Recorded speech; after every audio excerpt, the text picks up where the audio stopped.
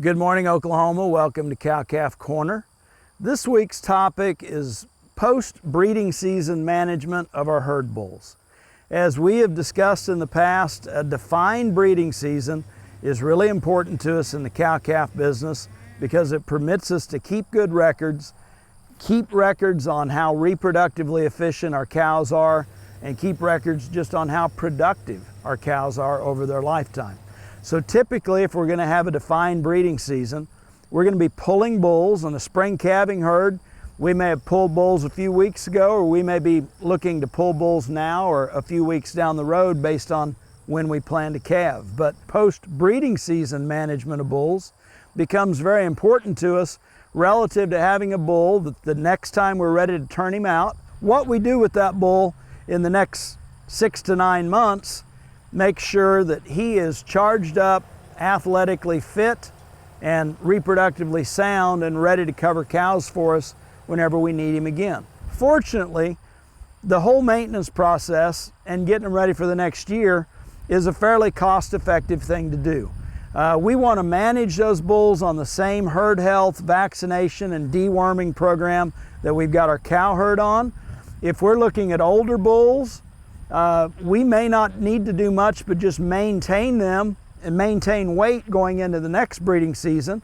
If we're looking at younger bulls like yearlings or 2-year-olds that we've just pulled off cows, understand that losing body condition and losing weight is a normal part of the breeding season for young bulls. It doesn't mean your management's bad, your bull's bad just because they lost weight during breeding season, but this whole post-breeding season management period is more about getting them to gain so that they are back up to snuff and back in that body condition score ballpark of 6 before we're ready to turn them out again.